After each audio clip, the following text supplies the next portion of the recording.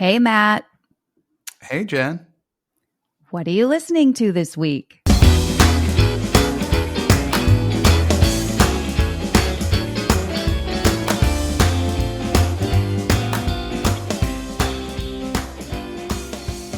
Welcome to Season 3 of What Are You Listening To? The weekly podcast created to foster community through music by sharing the stories behind the songs that soundtrack our lives. Some of the songs are old, some new, all good. I'm Jenn Tully, and this week I'm joined by Matt Sidhom. Matt is co-host and co-founder of the Super Awesome Mix podcast and the Super Awesome Mix podcasting network. As always, we'll bring you 4 songs that we currently have on repeat, and at the end of the show, we'll share some exciting updates for Season 3. For the best listening experience, I recommend tuning into the show on Spotify. There, you can hear the show with the songs we discuss incorporated. You can also find the show on Apple, Amazon Music, or wherever you stream. But if you're not listening on Spotify, be sure to give the playlist a listen and then tune into our conversation. With that, let's get started. Matt, what are you listening to this week? My first pick this week is an older song, way back 1977. This was from. It is Without Love by Southside Johnny and the Asbury Jukes. So if you're not familiar with Southside Johnny and the Asbury Jukes, they're kind of the spiritual brother to Bruce Springsteen in the E Street Band. They both kind of came up on the Jersey Shore in the 70s. They have a kind of a similar sound. Obviously, the lead singer's voices are very different, but incorporate a lot of the same instruments. And actually, Stephen Van Sant, who is famously of the E Street Band and also of the Sopranos, if you're a big Sopranos fan out there. Yes. He was actually part of the band too. He was one of the Asbury Jukes for a little bit. He had joined their band and had written a bunch of songs. And so they have performed and recorded some Bruce Springsteen songs. They have played with and written some songs for Bruce as well. So yeah, there's kind of this symbiotic relationship. So anybody who knows, the show or the network has heard me come on and talk about my love for Bruce Springsteen. So of course I would intersect and Apple Music would know at some point that I'd be interested in listening to some Southside Johnny. So I've been listening to more of their stuff recently, which is pretty interesting.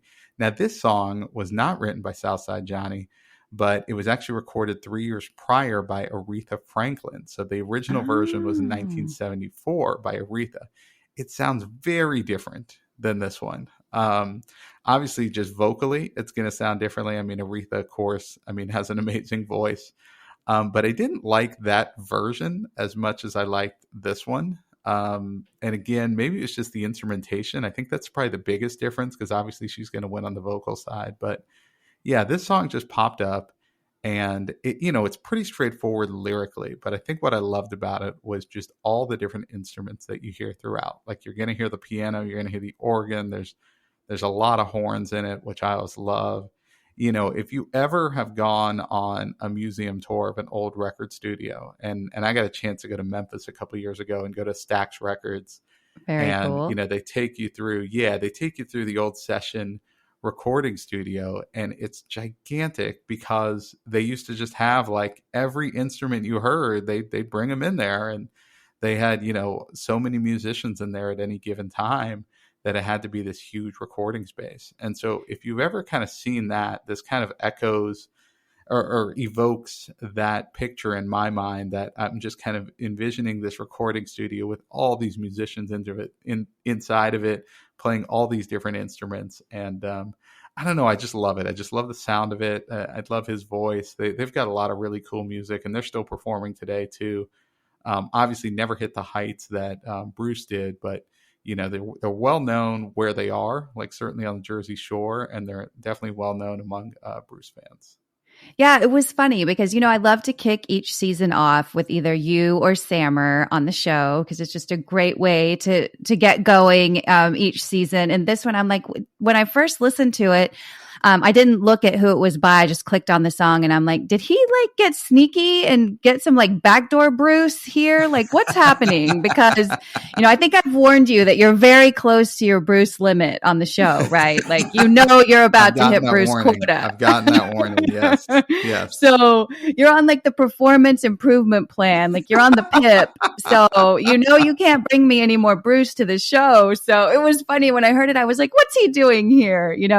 And then when I started digging into Southside Johnny and the Asbury Jukes, like, yeah, it was crazy. It was like, for a while, I think John Bon Jovi also played with them for a little bit. Like he was an Asbury Juke for a minute.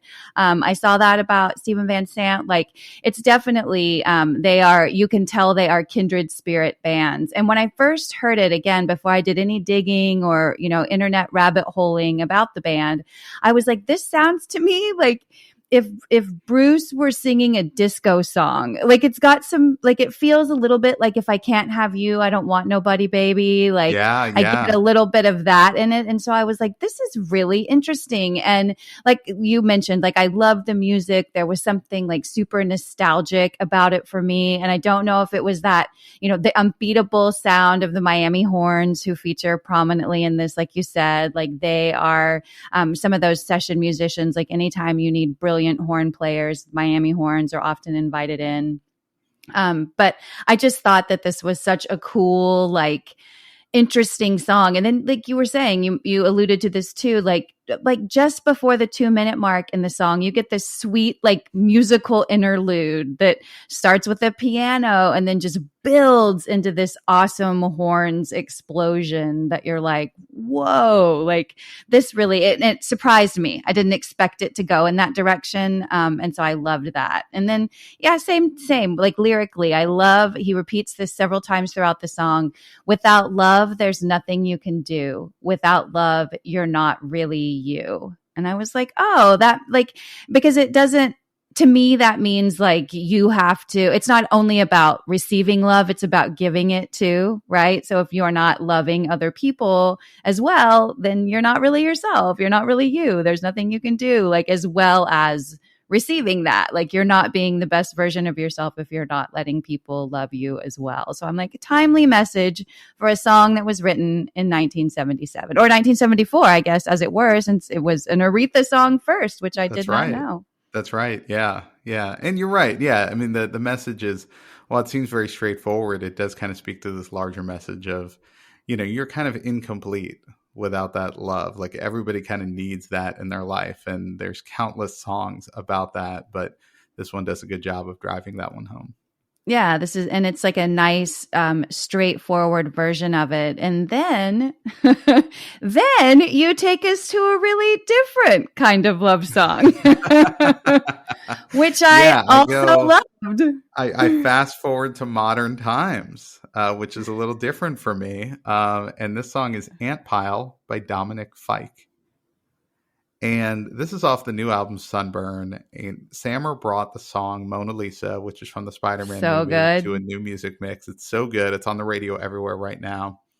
And then he also does a duet with Weezer on this album, which is really cool as well. And Sammer and I were kind of sending songs back and forth, but I just started listening to the whole album here, and I decided to pick Ant Pile, although the whole thing is worth listening to. And it's kind of funny. Every song of his is like 2 minutes long.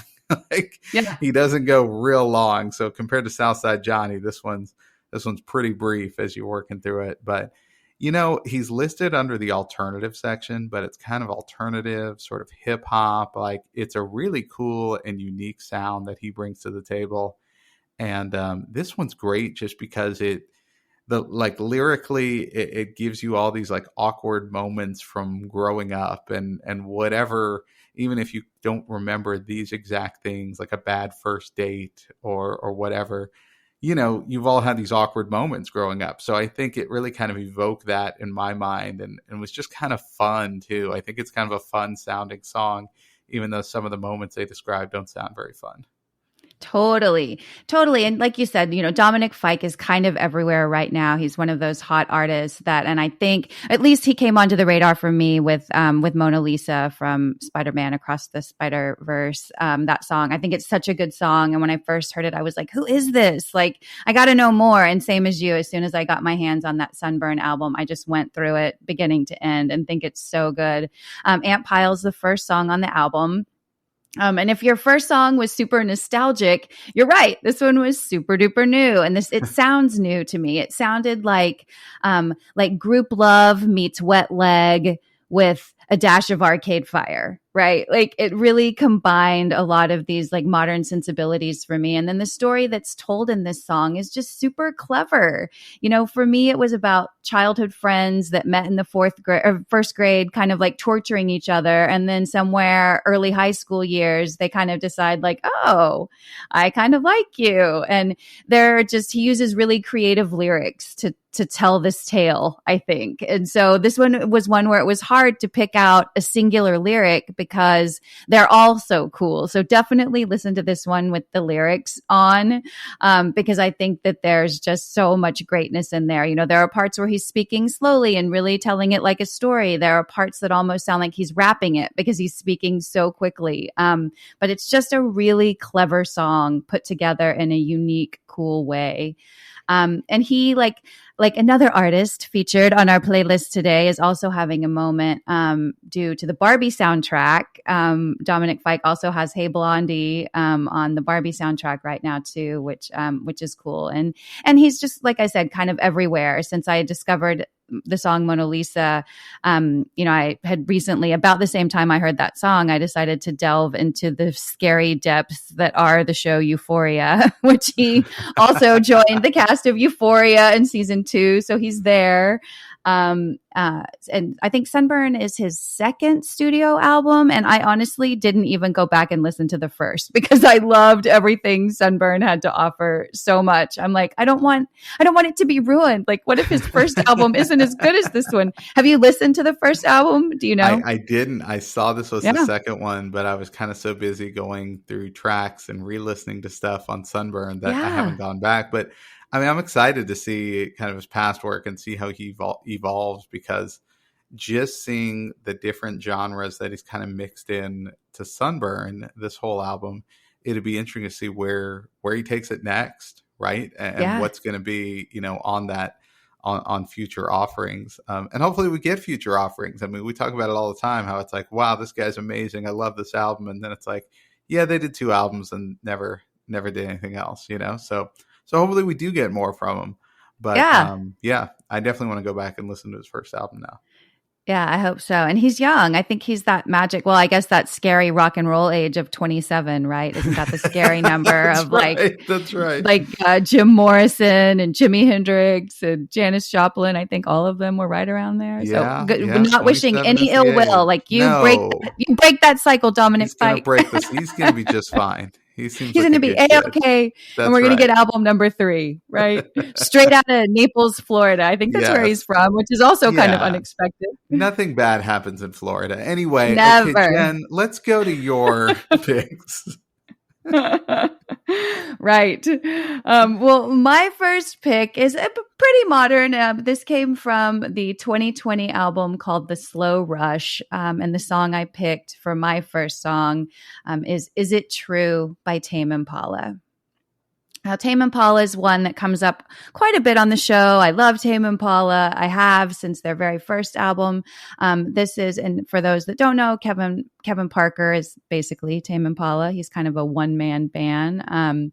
This is his fourth studio album. And he's also pretty prolific right now. As a writer and producer, he also collaborates with folks like SZA and Lady Gaga and Mark Ronson. He also has a song on the Barbie soundtrack right now. Journey to the Real World is Tame Impala's contribution to that very timely, inescapable, and very good soundtrack, I will say. But this song is, the whole Slow Rush album is super good. If you've not given it a listen, do that. I think the bigger hits or the singles from that album were Borderline and Lost in Yesterday. But this one is just a favorite of mine. I like this track. I like that takes kind of a strange turn at about 2 minutes and 45 seconds. It goes in a little bit of a different direction, and you're like, oh, wait a minute. And I just think Tame Impala is super creative, and I think that they always deliver no matter what it is they're trying to do, because he has this really moody music, and then he's got a song that's like a real like rocker, like Elephant, that you're like, oh, wait, this is the same guy. So I kind of love that he's able to bend the genre a little bit. Are you familiar with Tame Impala? Did you know this song? Did you like it? What were your thoughts? I was not familiar with Tame Impala, but I love the song. I was like, this is such a fun song. It kind of stands by itself. It's already really dancey, but I could see people making like dance remixes of this song. Yeah. I thought it was really well written too. Like all the lyrics kind of speak to this kind of non-committal. It's almost like any, I don't know, as a guy, right?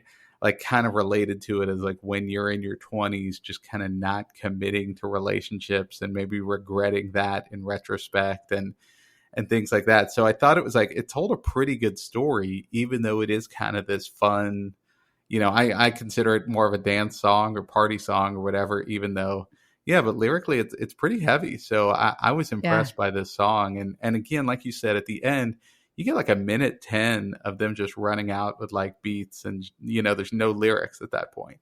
So it's very lyric heavy. And then it just kind of shifts to we're just going to kind of play music here. Yeah. And they're a great band to see live. If you've not seen Tame Impala live, a lot of times I think, people think like, oh, it's not going to translate. It's dance music or whatever. And his live shows are fantastic. And so if you ever get a chance to see Tame Impala live too, I highly recommend that. Well, then I kind of we went from dancey to, again, a totally different vibe as well. I took a left turn just like you did for my second pick. But this is new music from a small band that I hope everybody will take the time to listen to. But my second pick is a song called Profiterole by the Sanco Loop. So the Sanco Loop is kind of an amalgamation of a lot of different Austin bands. So the lead singer is Peter Wagner, and he was in a band called the Mercers for a long time and just kind of pulled his friends and fellow session musicians to form the Sanco Loop. But they really do, to me, have a sound that kind of encompasses current Austin, right? There are iconic musicians that are from Austin that we all know that brought a sound that was associated with Austin for a long time, whether it's outlaw country, whether it's, Willie Nelson, whether it's Stevie Ray Vaughan and sort of that blues guitar. But this feels like a real amalgamation of Austin music now. And when you look at sort of his reasoning or his idea, his concept behind this particular musical incarnation of Peter Wagner's, he said that he was thinking about what if Peter Gabriel was from Texas. And I was like, oh, that's kind of an interesting way to look at this, because from a mood perspective, I get a little bit of like War on Drugs or Future Islands, even some Jason Isbell, like mood wise, that's what this band picks up. But then when I read that piece about what if Peter Gabriel were from Texas, I'm like, okay, maybe that's an interesting way of saying it as well. So I definitely love this band. I think too, I will like caveat that with like, this is a band where I think liking the lead singer's voice is going to make a material difference in whether or not you like this band. And so, yeah, I'm super interested to hear what your thoughts were about the Sanco Loop. So, yeah, I was immediately drawn to the lead singer's voice, and I was listening to it and I was like, God, this guy reminds me of somebody. Like, who is it? And the one I came up with was Craig Finn of the Hold Steady. If you're familiar with him. Yeah. Yes. And okay. So it kind of reminded me, it's not as like the energy from the Hold Steady is not there. It's just really more his voice. So it's not a direct like copy of that. It's as if that guy was in a different band altogether. But yeah, I think you're right from a mood standpoint. The kind of Jason Isbell and War on Drugs, that very much aligned. And I like both of those. So yeah, I mean, this was like kind of surprised, like, okay, like I'd never heard of these guys. They've got, I think you describe it well in that it's a little alternative rock and just a little bit of country there, right? I think that's kind of the Yeah. Austin influence there. So it's not a straight just rock band necessarily, but it's just really well done, I thought, and just kind of you can feel the emotion in his voice, but I think you're spot on there at the end that if you're not going to be drawn to the voice, you may not get into these guys because the lead singer's voice is so unique. Yeah, it really is. And maybe that was like the comparison for Future Islands for me, right? Like I think that it's the same thing. Like if you can't get behind that lead singer's voice, well, a lot of times, like really any, that it's hard to get around a lead singer's voice that you don't like, period. But his is so prominent and features so strongly that, yeah, I think if you find his voice off-putting, you're maybe not going to be able to get into it. But lyrically too, they're so strong. I love this song starts out with one of my favorite lyrics ever, maybe. You're a captain in a fake war. I'm just going to start saying that to people. That's my new slam. So look out.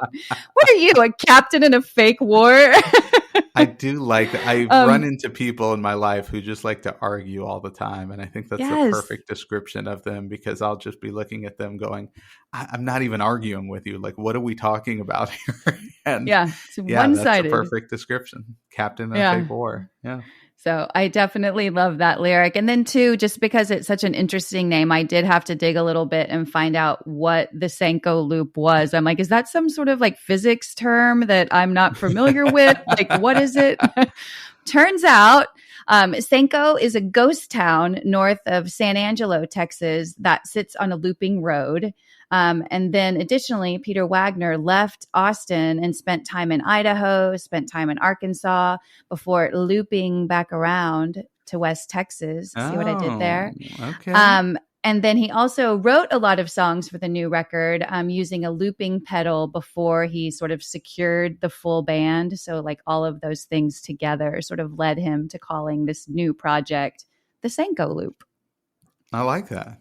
So it when a little bit of thought is kind of put into the name, Yeah, and it wasn't some sort of like missed physics concept that I slept through in 10th grade 10th grade science class. So I was glad to know those anyway. Yeah, come on.